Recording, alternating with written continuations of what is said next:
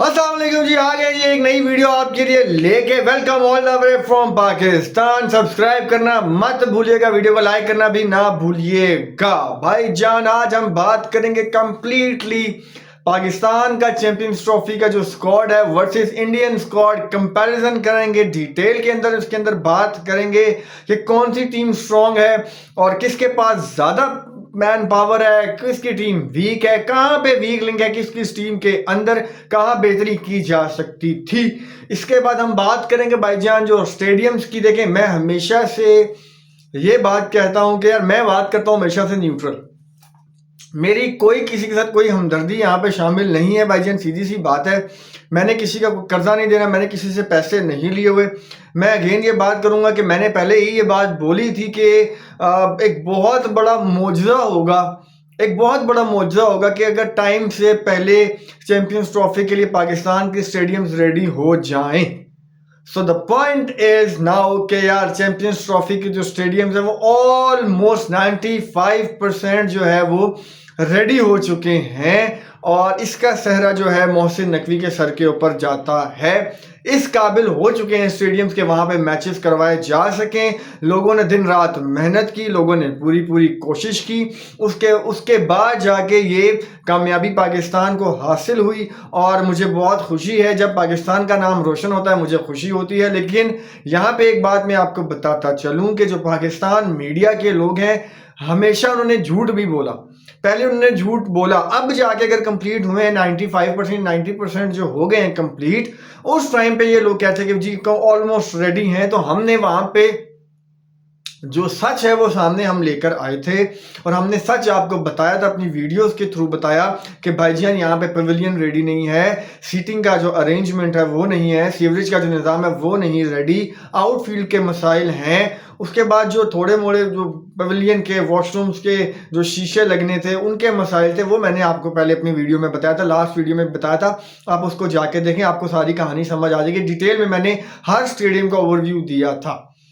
तो अब भाईजान बात कर लेते हैं अब चैंपियंस ट्रॉफी के स्क्वाड के बारे में। देयर इज नो डाउट, इसमें कोई डाउट नहीं है कि जो इंडियन स्क्वाड है वो फार ज़्यादा स्ट्रॉन्गर है पाकिस्तानी स्क्वाड से, क्योंकि जाहिर सी बात है कि पाकिस्तानी टीम के अंदर जो हैं पर्चियाँ भी शामिल हैं, वहाँ पे लोगों के जो है माओ की बददुआएं वाले बच्चे भी शामिल हैं। एक तेरी है, एक मेरी है, एक पर्ची तेरी, एक पर्ची मेरी, मेरे मामू का बच्चा खेलेगा, उसके चाचू का बच्चा खेलेगा। तो ये वहाँ पे चीज़ें पाई जाती हैं as compare to Indian squad जो भाईजान totally I think so merit के ऊपर जो डिसाइड किया गया, मेरिट को मद्देनजर रखते हुए टीम को फाइनलाइज किया गया है। हैट्स ऑफ टू जो मैनेजमेंट है बीसीसीआई की और सिलेक्टर्स को, क्योंकि यार बड़ा अच्छा किस्म का स्क्वाड उन्होंने जो है डिसाइड किया, फाइनलाइज किया। सो अब स्टार्ट करते हैं सबसे पहले हम ओपनिंग जोड़ी के लिहाज से। तो ओपनिंग जोड़ी को अगर हम देखते हैं तो वहां पे है हमारे पास रोहित शर्मा और साथ में ओपनिंग करेंगे। ऑलमोस्ट फाइनल यही है कि शुभमन गिल को पहले चांसेस दिए जाएंगे। तो वहां पे शुभमन गिल हैं, रोहित शर्मा हैं, विराट द किंग कोहली हैं, उसके बाद श्रेयस अय्यर हैं, केएल राहुल हैं, ऋषभ पंत हैं, वहां पे वाशिंगटन सुंदर हैं। उसके बाद उनके पास जो अक्षर पटेल भी वहां पे मौजूद है, रविंद्र जडेजा भी हैं। तो मतलब काफी ज्यादा, कुलदीप यादव भी, मतलब उनके पास एक कंप्लीटली हथौड़ा टीम है। ये मैं आपको बताऊं कि पूरी हथौड़ा टीम है, वो कोई डाउन एंड आउट टीम नहीं है, पूरी हथौड़ा जालिम के बचे हैं वो सारे। बहुत कमाल की टीम है। और एज कम्पेयर टू पाकिस्तान के अंदर आपको नजर आएंगे रिजू साइमन, फखर जमान, बाबर आजम, जो ये तीन नाम है, ये राउंड फेसेस हैं। उसके अलावा तीन जो बॉलर हैं, हारिस नसीम और शाहीन। हमारे पास इन 6 लड़कों के अलावा कुछ भी ऐसा खास है नहीं बताने को, दिखाने को। हमारी जो गुत्थी है वो दिन ब दिन उलझ ही रही है, क्योंकि अभी तक हमारे पास यही डिसाइड नहीं किया गया, यही डिसाइडेड नहीं है कि भाईजान चैंपियंस ट्रॉफी 2025 के अंदर हमारा ओपनिंग पेयर कौन सा होगा। ये सारी बात है भाईजान। देखें, जिस टीम के अंदर आप खुद सोचें कि जिस टीम के अंदर चैंपियंस ट्रॉफी के जो ओपनिंग पेयर है वही डिसाइड नहीं अभी तक हुआ कि भाईजान ओपनिंग कौन करेगा, हमें वहीं पर ही लटकाया हुआ है इन लोगों ने। तो फिर आप सोचें उस टीम की परफॉर्मेंस जो है वो कैसी हो सकती है। मतलब थोड़ा सा दिमाग को हाजिर रखें, दिमाग को हाजिर नाजिर जान के ये सोचें और यहाँ पे मक्खन मलाई के ऊपर मत जाएं, क्योंकि आपने अगर स्क्वाड से कंपैरिजन करना तो उनकी टीम बहुत सेटल्ड है। अगर वो जायसवाल को भी ओपनिंग पे चांस देते हैं, मतलब कि रोहित शर्मा जायसवाल ओपनिंग करते हैं, 1 डाउन पे किंग कोहली आते हैं, उसके बाद श्रेयस अय्यर आते हैं, केएल राहुल हैं, ऋषभ पंत है, हार्दिक पांड्या, तो नंबर 6 तक 7 तो उनके वैसे ही क्लियर कट बनने में, नंबर 6-7 तक तो उनकी प्रॉपर साइड है ही है। उसके उसमें भी ऑप्शन है कि भाई अक्षर पटेल अगर बेंच करता है, अक्षर पटेल की जगह बनती है, सुंदर खेलेगा, अक्षर खेलेगा, कौन कौन से जडेजा खेलेगा, मतलब उनके पास वैरायटी है कि अगर एक बंदे को वो बिठाते हैं और चांस लेते हैं इन टर्म्स ऑफ क्वालिटी, तो वो पूरी क्वालिटी उनकी टीम की बेंच स्ट्रेंथ के अंदर मौजूद है। वो तो आपने अभी इंग्लैंड की सीरीज के अंदर देख ही लिया होगा, कोई इतने बड़े चेहरे नहीं, यंगस्टर्स ने मार मार के उनका धुआं बना दिया भाईजान। तो ये उस टीम की क्वालिटी है कि उनका बेंच स्ट्रेंथ जो है वो ऑब्वियसली बहुत ज्यादा मजबूत है, इसमें कोई दो राय नहीं हो सकती। But as compare to Pakistan, अब पाकिस्तान के आपको पता है फखर अगर ओपनिंग करते हैं, साथ में बाबर आजम को लेट से ओपनिंग करवाते हैं, तो 1 डाउन पे आपके कौन, रिजू साइमंड आ जाएंगे, 1 डाउन पे आपके कौन खेलेगा, कामरान गुलाम है, फिर आपके पास ऑप्शन है साउद शकील का ऑप्शन है, फिर रिजवान है आपके पास नंबर 4 के ऊपर, फिर आगा सलमान है आपके पास, फिर तैयब ताहिर है आपके पास, इरफान खान है, तो मतलब न्याजी है आपके पास, फिर शाहीन नसीम हारिस अबरार, 4 ये खेलेंगे और मतलब टीम आपकी पूरी हो जाती है। सो अब टेक्निकली स्पीकिंग के यार आपका बॉलिंग में चले फिर भी थोड़ा बहुत कंपैरिजन बन जाता है। इफ एंड इफ अगर बुमराह वहां से नहीं खेलते, तो अगर बुमराह चैंपियंस ट्रॉफी के स्क्वाड से आउट हो जाते हैं, तो मैं ये बात जरूर कहूंगा कि हाँ बिल्कुल पाकिस्तान को एज हासिल है इंडिया के ऊपर बॉलिंग के लिहाज से, कि ठीक है, क्योंकि मैं बुमराह को ऐसा बॉलर मानता हूं कि वंस इन एजेस वो बंदा ऐसा बॉलर पैदा होता है, सदियों के अंदर, सालों के अंदर वो बंदा ऐसा बॉलर पैदा किया जाता है किसी भी टीम की तरफ से, कि वो ऐसा टैलेंट है कि वो एक ही पल में, एक ही स्पेल के अंदर मैच को यहाँ से घर भेज देगा। जैसे कि आपको याद होगा जब T20 के जो फाइनल के अंदर जो उसने स्पेल किया आखिर में आके, कौन जानता था 24 बॉलों पे 26-27 रन से, कौन कहता था कि भाईजान 26 पे 26 था, 26 बॉल्स 26 रन से, तो कोई किसी ने सोचा था कि जो है इंडियन टीम जीतेगी? वहां से किसी ने भी इंडियन टीम को चांसेस नहीं देते। 80% विन प्रेडिक्शन जो थी साउथ अफ्रीका के हाथ में जा रही थी, लेकिन वहां से मैच का जो पासा पलटा है वो किसने पलटा? वो किसने पलटा भाईजान? वो बुमराह ने पलटा, हार्दिक पांड्या ने पलटा। सो जसप्रीत बुमराह ने आपको मैचेस में लेके आया, पूरा टूर्नामेंट के अंदर उसने आउटस्टैंडिंग ब्रिलियंट किस्म की उसने बॉलिंग की थी, जिसकी वजह से आप T20 का टाइटल जीतने में कामयाब हो गए थे। सो द पॉइंट सिंपली यही है कि भाई अगर तो बुमराह फिट नहीं होते तो फिर फास्ट बॉलिंग में थोड़ा बहुत एज हासिल होगा। स्पिनर्स के ऊपर मैं फिर बताऊंगा कि इंडिया को एज हासिल है, क्योंकि अबरार अहमद उस तरह से नहीं बॉल करते हैं जिस तरह से कुलदीप यादव करते हैं। कुलदीप यादव का एक पाया है भाई, उसका पल्ला है, उसको लोग जानते हैं, उसकी बॉलिंग है, उसकी एक क्लास है। अबरार अहमद अभी नए हैं, बिल्कुल अभी जो कच्ची उम्र का लड़का है, वो बिल्कुल अभी नया उसका स्टार्टिंग में उसका करियर है। सो आप उसको कंपेयर नहीं कर सकते। So fast bowling department if Bumrah fit होता है चैंपियंस ट्रॉफी के लिए, तो मैं एज दूंगा इंडियन बॉलिंग को कि यार फास्ट बॉलिंग में उनको एज हासिल है।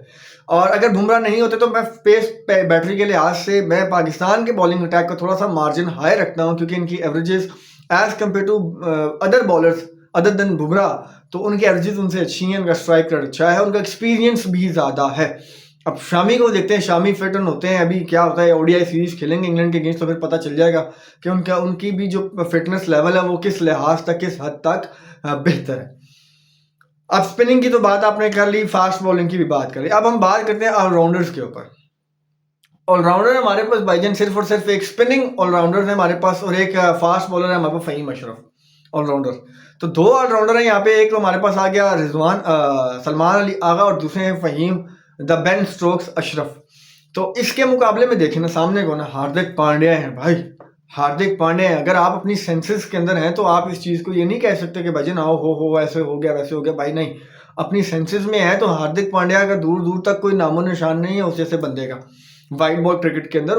उसके पाए का ऑलराउंडर है ही नहीं, पेस बॉलर की बात कर रहा हूँ, उस जैसा ऑलराउंडर आपको दिखने को नहीं मिलेगा। उसके बाद सुंदर और अक्षर पटेल, क्या हम उनकी जो बॉलिंग है वो अक्षर जो उनकी जो बॉलिंग है, जडेजा की जो बॉलिंग है, क्या हम उसका कंपैरिजन कर सकते हैं सलमान अली आगा की बॉलिंग के साथ? ये तो आप लोगों ने सोचना है ना, ये मैंने नहीं सोचना। मैं तो आपको बता रहा हूँ कि भाई दूर दूर तक इनका कोई नामो निशान नहीं बनता। वाशिंगटन सुंदर की हो गई, जडेजा, अक्षर पटेल, 3 की सिर्फ नाम ले रहा हूँ मैं। इन तीनों का क्या सलमान अली आगा बॉलिंग करेगा वैसी, क्या वैसी सऊद शकील बॉलिंग करेगा, क्या वैसी कामरान गुलाम बॉलिंग करेगा? तो अगर आप ये ऐसा सोचते हैं तो आप लोग डफर हैं। फिर आप लोगों की अक्ल जो है वो काम नहीं करती, आप लोगों का दिमाग काम बिल्कुल भी नहीं करता। सो इन दिस एस्पेक्ट मैं कहूँगा टोटली 110% जो है इंडिया के ऑलराउंडर्स बेटर है पाकिस्तानी ऑलराउंडर से, विदाउट एनी हेजिटेशन। मैं आपको ये बात एक न्यूट्रल होकर ये फैक्चुअल बात मैं आपको बता रहा हूँ। उसके बाद बात करेंगे मिडिल ऑर्डर की और लोअर मिडिल ऑर्डर की।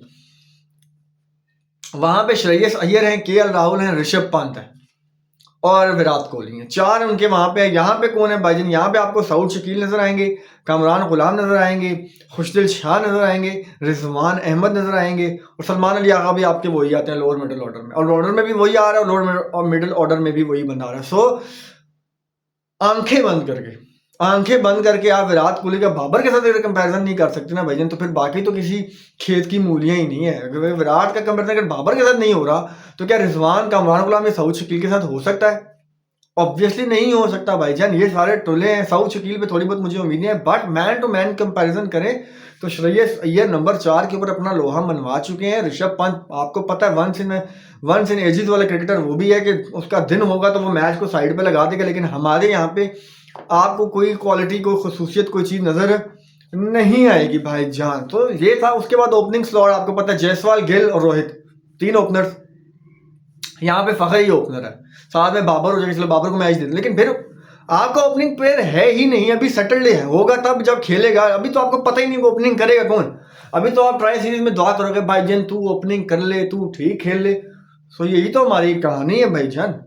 सो यहाँ तक आज का टॉपिक है। कंपैरिजन बनता ही नहीं है। 80-20 में आपको कंपैरिजन दे देता हूँ। 80% जो इंडिया का स्ट्रॉन्गर है एज कम्पेयर टू पाकिस्तान, 20% मैं उनको लीवरेज देता हूँ कि पाकिस्तान वर्सेस इंडिया का जो मैच होगा वो वन साइडेड ही होगा अप्रॉक्सीमेटली। मैं आपको पहले बता रहा हूँ, क्योंकि मैन टू मैन कंपैरिजन बन ही नहीं रहा ना कोई बना। हाँ, अगर कोई बॉलिंग क्लिक कर जाए पाकिस्तान की तो फिर शायद भी चांस है, अदरवाइज अगर मैन टू मैन कंपैरिजन करेंगे तो डाउन एंड आउट है। मतलब उसमें कोई इस तरह की बात नहीं है। इंडियन टीम बहुत बहुत बहुत ज़्यादा ऊपर है। अब हम बात कर लेंगे उसके बाद भाईजान स्टेडियम्स के ऊपर। तो स्टेडियम्स की जहाँ तक कारस्तानी है, जहाँ तक उसकी कहानी है, मेरी ज़बानी है, वो यही है कि भाईजान स्टेडियम्स कंप्लीट हो चुके हैं। तो आप जो है सैटरडे को मैच देखेंगे। ट्राई नेशन का पहला मैच होगा लाहौर के अंदर मैच होगा। उसके बारे में उस टॉपिक के ऊपर मैं आऊँगा बाद में, अगली वीडियो में उसके बारे में डिटेल में बात करेंगे, ट्राई सीरीज़ के बारे में। सो स्टेडियम्स ऑलमोस्ट रेडी हो चुके हैं और कॉन्ग्रेचुलेट करना चाहिए पाकिस्तानी जो है मैनेजमेंट है पीसीबी की, उसको मोहसिन नकवी को कि उन्होंने यार दिन रात मेहनत की और एटलीस्ट वो कामयाब हो ही गए आखिरकार। 24/7 वर्क करते रहे वर्किंग होती रही वहाँ पे। सो खुश आइन बात है कि स्टेडियम्स कंप्लीट हो गए हैं। सो चैनल को सब्सक्राइब करें, वीडियो को लाइक करें, वीडियो को शेयर करें, लाइक करना मत भूलिएगा, कमेंट करना मत भूलिएगा, ठीक है, सब्सक्राइब करना भी मत भूलिएगा। दुआ में रखें याद, अपना रखें ख्याल। फिर मिलेंगे आपसे अगली वीडियो में, तब तक के लिए बाय बाय।